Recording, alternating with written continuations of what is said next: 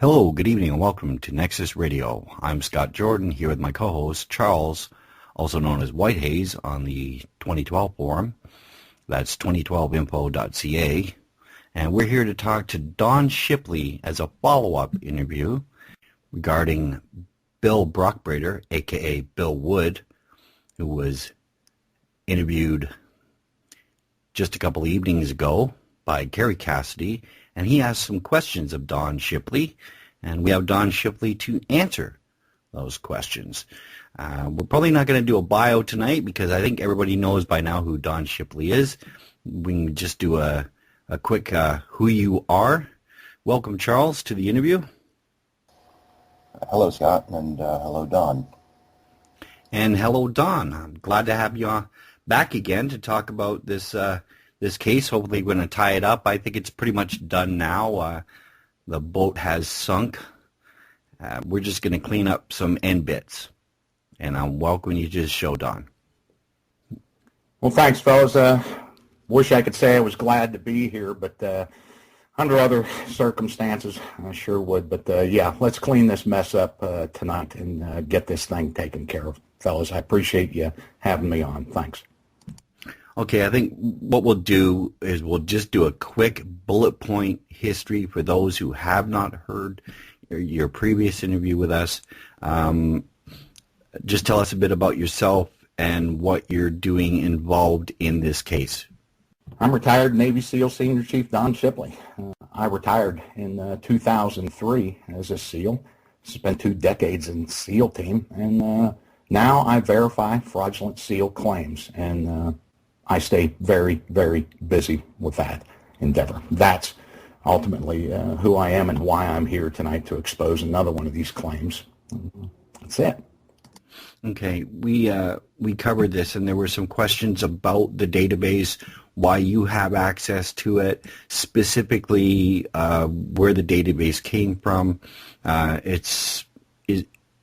Could you tell me a little bit about that? The database for SEALs was started a number of years ago by a former SEAL named R.D. Russell. And he did this, researched painstakingly, because of the amount of imposters that plague SEALs. As I said before, there's nobody out there claiming to be accountants, plumbers, or truck drivers. They're all Navy SEALs. It's a ridiculous amount of these imposters for such a very, very small percentage of the military and the United States population. Navy SEALs. There are fewer than 10,000 of us alive on this planet, yet we are the #1 target of imposters. And so the database was out there. He built this up. The Navy has their copy that they maintain, and a few of us that verify these fraudulent SEAL claims are entrusted with this, and I happen to be one of them. I just scroll down the list to whatever name I'm given, and I can tell real quick if you were ever a Navy SEAL or not. It's as simple as that. Okay. So just to cover a few things from the Bill Woods interview, Bill Brockbrader interview, he asked you specifically 2 questions on that interview. And those 2 questions are, why doesn't SEAL Team 9 exist, and why don't you know about that?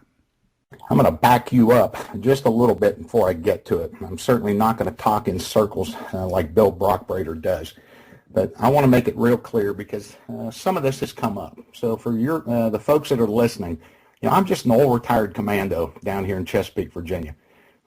I'm not part of the government. I'm not a government agent. I'm an old retired guy, and I run these training courses for young aspiring SEALs, and we do a lot of good down here. But I will be a SEAL until the day I close my eyes for the final time. Make no mistake about that.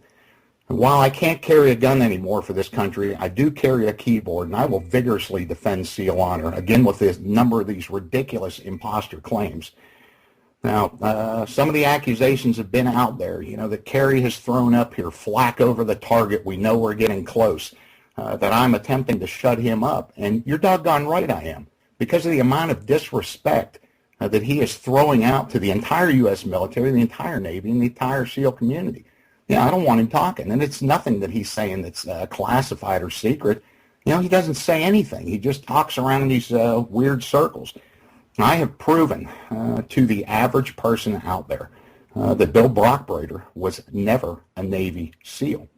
But there's that other side of this, the conspiracy theories and things like that. And I've never gone after any of that. You know what people believe, people believe. But all I'm telling them is that Bill Brockbrader is lying about the whole thing. And there is such a word out there as fraud, liar, charlatan. It's all that. And Bill Brockbrader's that. I'm merely trying to get people to take a real hard look at who he is. Now I'll get into the whole SEAL Team thing and SEAL Team 9. Okay. If this, Scott, was a court of law, I'd be sworn in as an expert witness. I know all about SEAL Team. You line up 50 SEALs, and they don't know as much about SEAL Team as I do because I have to verify these fraudulent claims. I have to study. I have to know things that go on, and you don't spend 2 decades in SEAL Team without knowing what's going on out there. But a little bit of history, and this whole SEAL Team 9 thing, it's ridiculous. So here it goes. SEAL Team just had its 50th anniversary last month, January 2012. President Kennedy formed 2 SEAL teams in 1962. The odd-numbered teams are on the West Coast in San Diego, California. He formed SEAL Team 1 in San Diego, California, and he formed SEAL Team 2, an even-numbered team, in Little Creek, Virginia, Norfolk area. And that went on for about 2 decades. In the early 80s, SEAL Team 3 was formed, an odd-numbered team in San Diego, California, and SEAL Team 4, an even-numbered team, was formed in Little Creek, Virginia.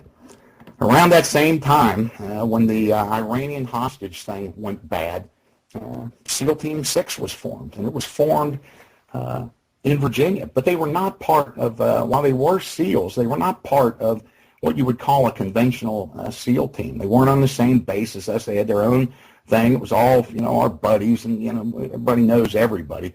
And about the same time, the last underwater demolition team was decommissioned, and SEAL Team 5 was formed in San Diego, California.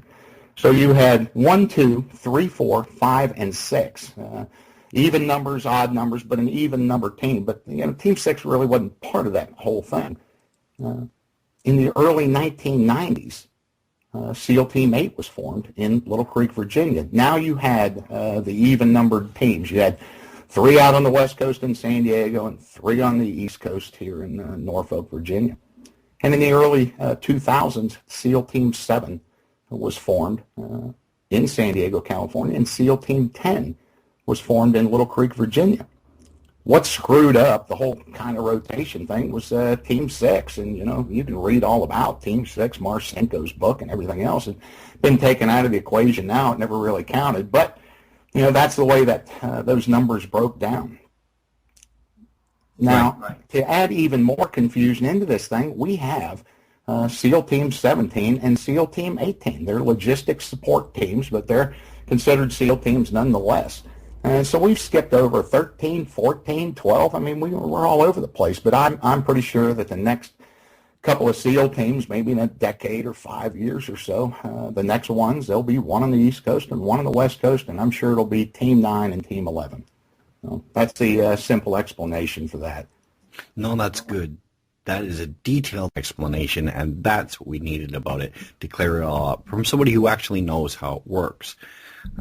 Charles, do you have a question? Yeah, there's a couple of questions from the live stream the other night with William Brockbrader. I'd like to take this moment to explain that he was very aggressive and very taunting, and we're not going to pose those questions to you in that fashion. We're going to try and reformulate them so that they are valid questions. Now, he made a claim saying that you possibly worked for the government or had ties with the government or still with the military. I think you touched on this a little bit just a few minutes ago. Would you mind touching on that again?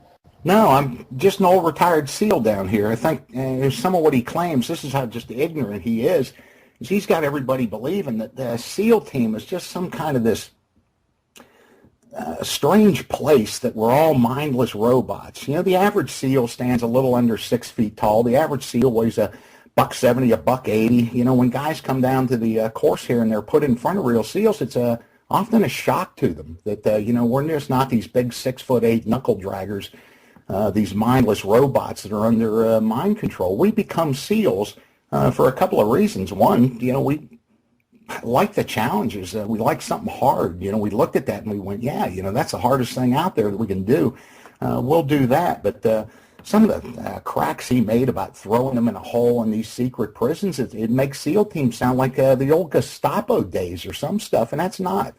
I hope I answered that, but you know, I'm just an old retired SEAL down here, and while I can't carry a gun anymore for the government, I can carry this keyboard and this database and defend my brothers, because in 69 years of naval special warfare history, the trail that has been blazoned by Navy SEALs is covered in blood and tombstones. You know, the sacrifices these guys have made, their families, their mothers, their parents, you know, terrible tolls have been taken on these guys for a very, very tough job. And when clowns like Bill Brockbrader or anyone else place themselves into that group, I'm going to be there to out them.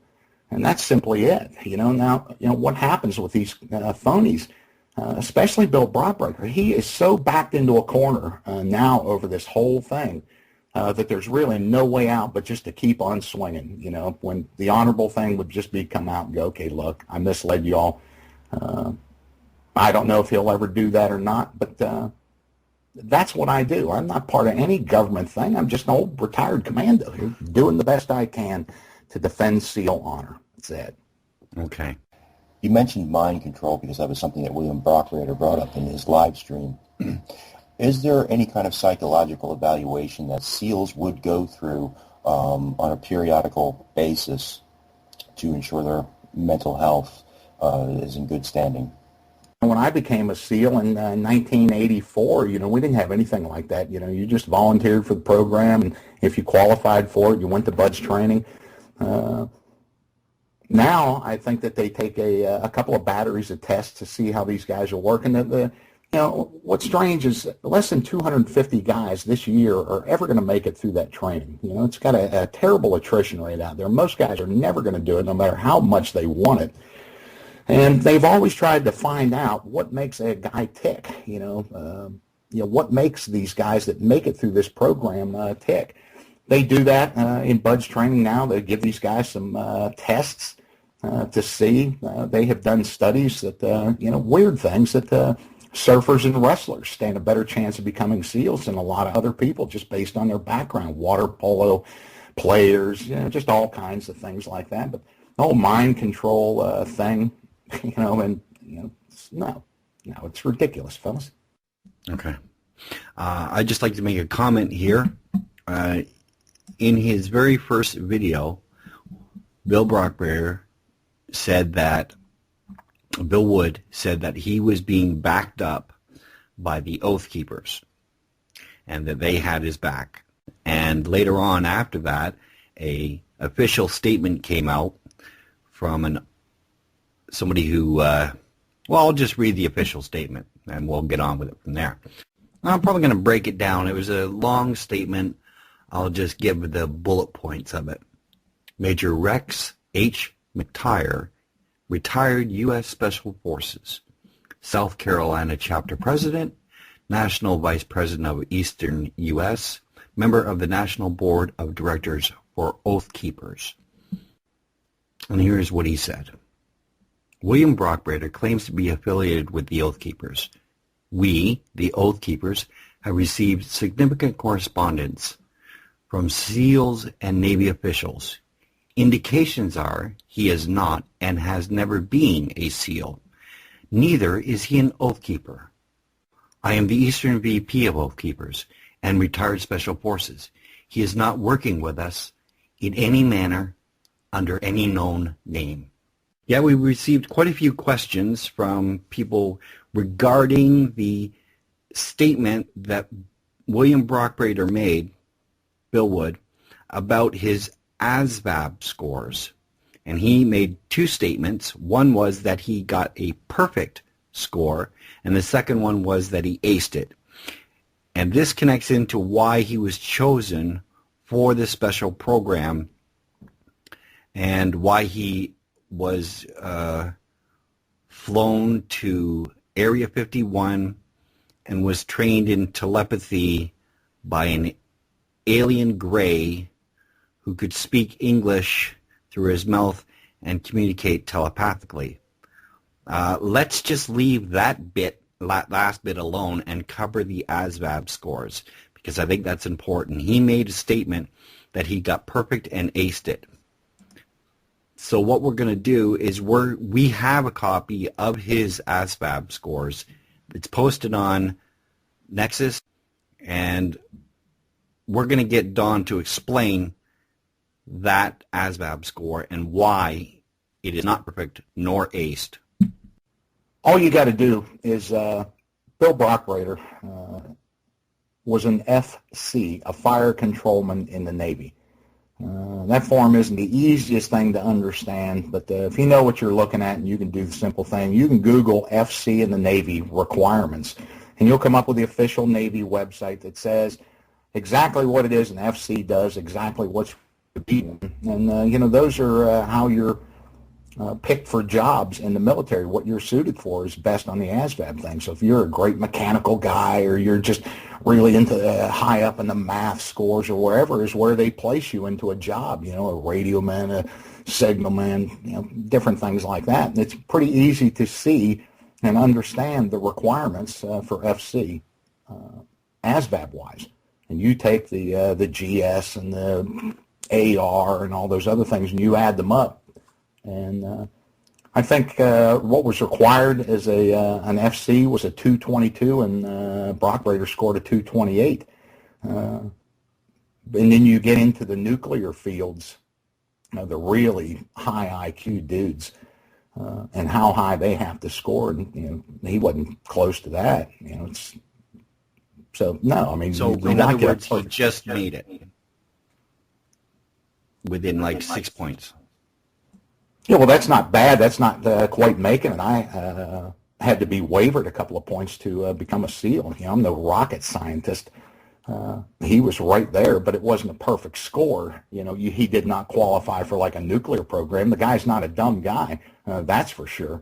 But that clearly shows there that we didn't get perfect ASVAB score. It's just another, one of those things that he never thought anybody could dig up or find, and people do when you make those type of claims. He's got a lot of people upset at him. Me, I'm just a guy sitting here verifying he wasn't a SEAL and going over this, but that's how these things are coming up. People are really twisted about this whole thing and researching and sending stuff. Yeah.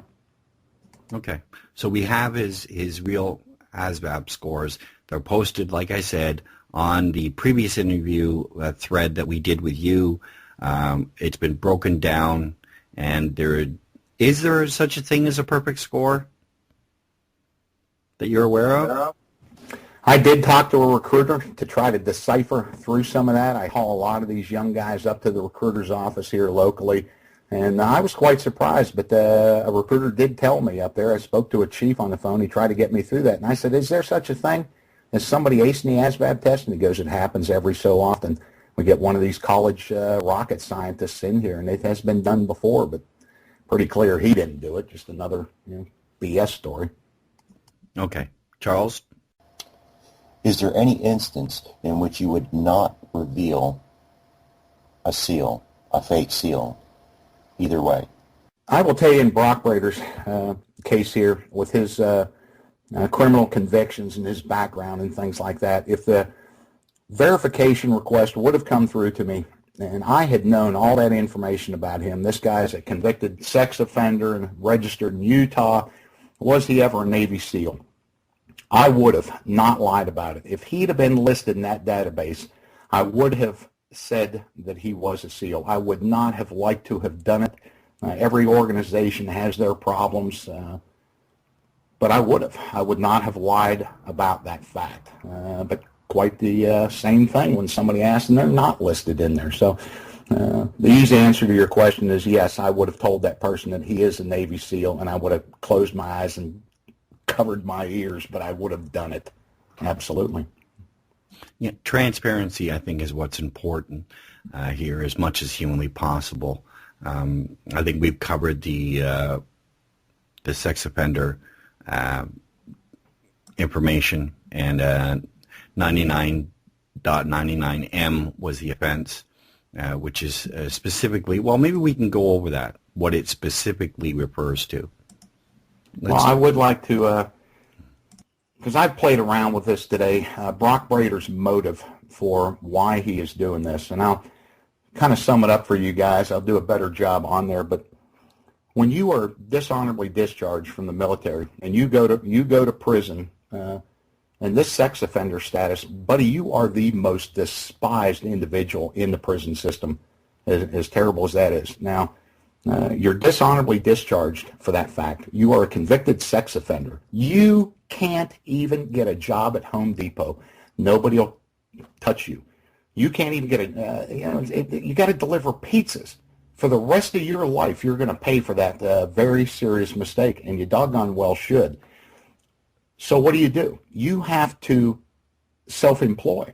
That's the only way you can do it. And he speaks in there that he did build a business, and then somebody found out about his sex offender status, told all his clients, and he was ruined. So you've got all this time to study and think of a way out of how to turn a negative into a positive. And, here you go. The motive, quite simply, was money. And his downfall from all this is he used the word SEAL in it, and we found out about it. And this is, well, Charles, I mean, we've done a lot of research in the background. I mean, you know the definitive meaning of the charge. What I found so far is that it was a rape charge. It was defined, I've read a couple of the articles, and it is defined as a forcible rape. And in California, the age of consent is obviously, it's 18. It's been that way for, the last 100 years, I think it was. And in Utah, it is defined as between the ages of 12 and 15. So it's obvious that, this was a child, and that it was a forcible rape. That much we do know. Right. Okay. So that clears that out of the. I don't really want to spend too much time on that subject, because it's distasteful in my view. So I want to get over it as much as possible. Look, I think the boiling point of this, we boil it right down. The point was it was a donation drive. That's my opinion, and it's my opinion backed up by viewing this case from all angles. If this was a donation drive, it was a plea for money. We have access to other videos that Bill has made in the past begging for money, tens of thousands of dollars to restore a BMW. Hollywood, also real name Holly Smith, was his girlfriend at the time. He was going to redo her BMW and turn it into a H2O burning car, and he needed a whole whack of money. Unfortunately, that donation drive didn't work out very well, and he leaned more and more into the alternative research community. Well, actually, Charles, you have some information on the donations or concerning the donations. What is that? Actually, I have a question for Don. Don, in these cases of stolen valor, if somebody uses the whatever branch of military that they are fraudulently claiming that they are part of, if these individuals are using these claims for monetary gain, are the charges any more serious? Well, that's really where the FBI, God love those guys, they are so overworked and inundated, protecting this country. And the whole stolen valor thing, goes in a couple of different directions, from the barroom loudmouth to the guy parading around in the general's uniform. Where they focus their efforts is on the guys that benefit from this monetarily, from these claims, when they set up these fraudulent websites for donations for disabled Iraq vets, and they're cheating people. When money comes involved in this thing is where the FBI is going to get involved in the stolen valor case. And the other ones are outrageous claims of medals of honor and just these really big things. But the one thing that will get the FBI's attention real quick is when you mention money. And that is ultimately a lot of these guys' undoing. Right. So the connection between the stolen valor case brought against Bill Wood, William Brockbrader, and the donations and asking for money, begging for money, using keywords in the like 100,000, but all I want is a buck.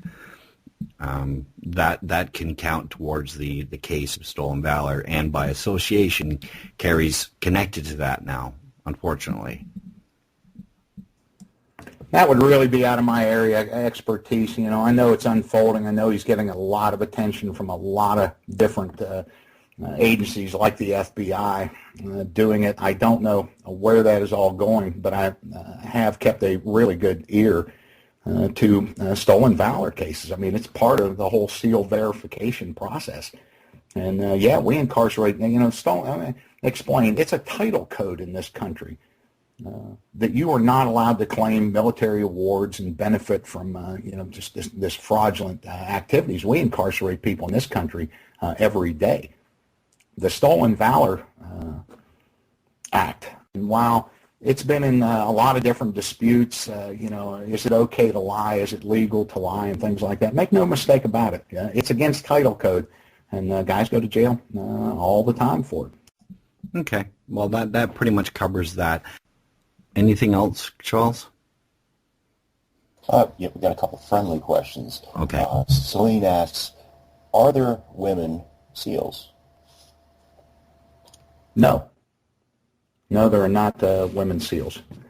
There's never been a woman go through BUD/S training. There's never been a woman to qualify as a Navy SEAL. I got a great story about a blind woman skier that claimed to have been the first Navy SEAL. But no, there's never been any women Navy SEALs. I have another question somebody had asked. In the manner that you do your videos and your Ustreams, is there a reasoning behind the way that you do those? The Ustream, you know, unfortunately, being part of a SEAL, especially for these younger guys, is understanding everything that SEALs are up against, and we're just plagued by these imposters. It's terrible. So that goes hand in hand. Many of these classes down here have seen me with that cell phone in my hand, unfortunately, lighting up a imposter over the phone. And the Ustream thing is important for these guys to recognize, and it's a way for me to project the problem out to the masses. You know, the guy that mentored me, Steve Robinson, former SEAL that mentored me into being a SEAL verifier, educated me in all this stuff, but he's very quick to admit that I took this whole imposter thing in a completely different direction. I really, really took it to the internet. I took it to YouTube. And some of those YouTube videos, I'm just really good at doing them. And when a guy gives me enough ammunition in videos, in pictures, in these ridiculous things that they do, I can make an example out of him to educate the masses. I really don't take a whole lot of pleasure in any way of exposing these guys. You know, I try to use a lot of humor in there, public shaming type of thing, but really it's to educate folks to question their neighbor, question the guy that's claiming all these ridiculous things, and it has had a huge impact. The volume of email for these verifications and phone calls and YouTube and Facebook messages that I get is just steadily increased.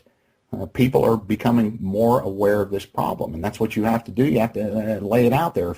If somebody's pulling a credit card scam, then that needs projected out so nobody else is taken by this stuff.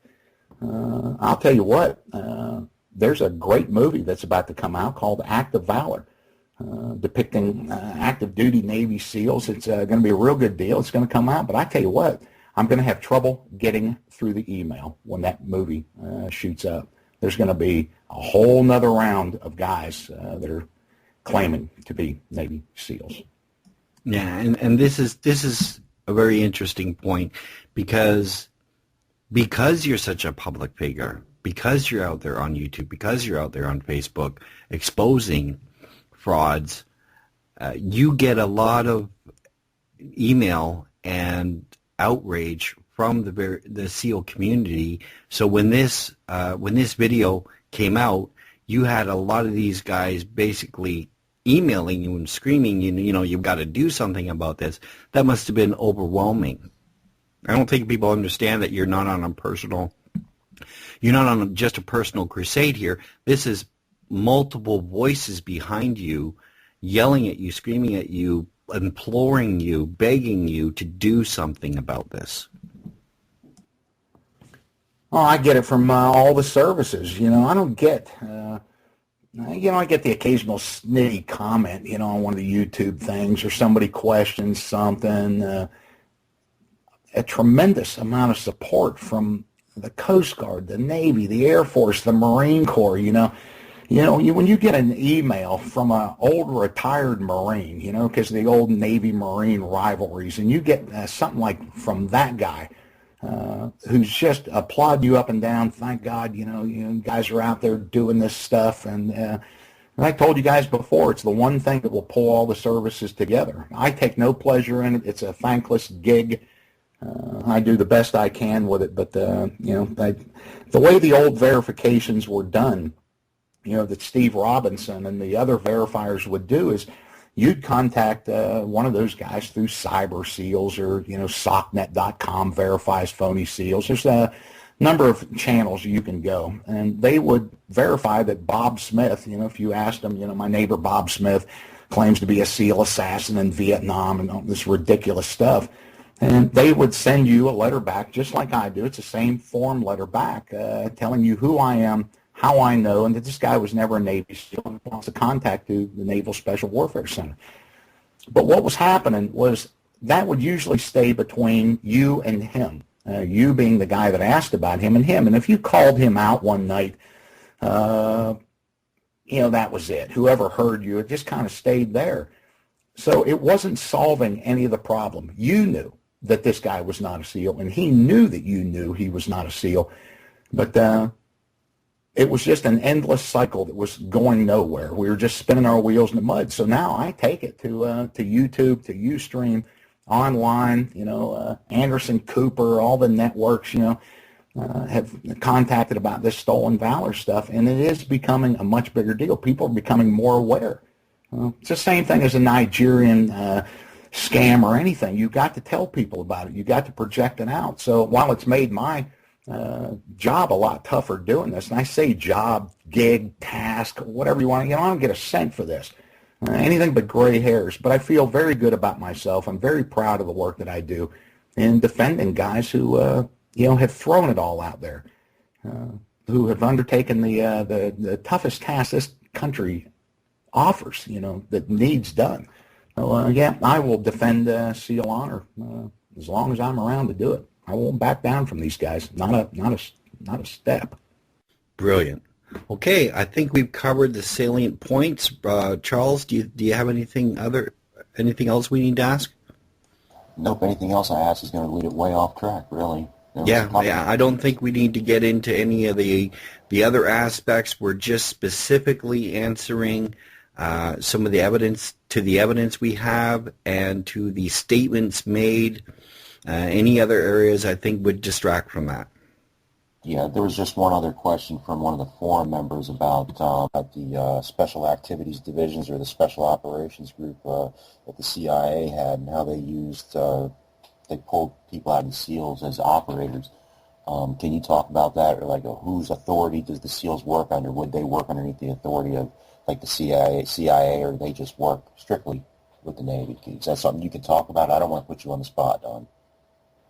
Yeah, I can talk about it. Nobody's pulled out of the teams for things like that, but there's a lot of networking that's involved. You're around a lot of foreign special forces and contractors and government agencies, and you're in high demand. When you are able to write on a resume, SEAL, former SEAL, retired SEAL, ex-SEAL, that's a very powerful statement. You are sending it out there that, and you're in high demand. You're at the tip of the pointy end of the spear here. And so you're in very high demand for, all the government agencies, FBIs, and So, but nobody's pulled out. Once you get out, I mean, you certainly get recruited for all this stuff, but sure, you can try to do a better job with it, but you're in high demand, man. Okay, thank you. I think that clears that up. I think, that's the other important thing. SEALs are very uncomfortable talking about being SEALs because of the reaction that people give us, the SEAL thing, and it's just everything sounds, when you say it, tell a story about parachuting or something, it sounds braggadocious, it sounds arrogant, and we just kind of choose not to. We don't avoid the topic of being SEALs, but other people don't understand. This is exactly where those phonies love that stuff. While they're extending their hand to you in greeting, they're telling you they're a SEAL, and then they just get into these outrageous stories. They thrive off of respect, thrive off of you buying them beers, to where, we kind of just shy away from that because it just kind of makes us uncomfortable. Okay, I think we're going to close down now. We answered all the salient points. Thank you, Don Shipley. If you have any closing statements, I'd love to hear them now. All I'd say in closing is that none of this ever would have come up. Bill Brockbrader could have continued doing whatever it was he was ultimately planning on doing to ever who he was planning on doing it to. His downfall was using the word SEAL. And it is just so easy to verify who is and who is not a SEAL. And that's ultimately how we got alerted. If he'd have said he was a child soldier or just some other strange thing, it never would have happened. But when you use a term for the military as big as stolen valor is today, and you claim to be an Army Special Forces, a Marine Reconnaissance, Army Ranger, but out of all of those, the easiest to verify is a Navy SEAL, and the most common thing that these guys claim is being a Navy SEAL. When he used that word, S-E-A-L, SEAL, was his ultimate downfall. And that was it. He'd probably still be getting away with it if he'd have chose to just have said something else. But we caught it immediately, and that's the end of that. Okay, great. Well, I'd like to thank you, Don Shipley, for coming on the show and clarifying these points. I'd like to thank Charles, also known as Whitehaze, on the 2012info.ca forums, for helping do the research in the background, stay in contact with Don Shipley, and get this information out as quick as we possibly could. Thank you, Charles. You're welcome, and I'd like to say thank you to Don Shipley. It's been a pleasure working with you and discussing this with you. Well, Scott, Charles, I sure hope we don't have to do it again, and if we do, it's under better circumstances that we talk. I appreciate you upholding the honor of the U.S. military and SEAL teams in particular. Thanks, fellas. Really well done. Absolutely. Well, thank you, guys, and we'll talk to you again. Bye-bye.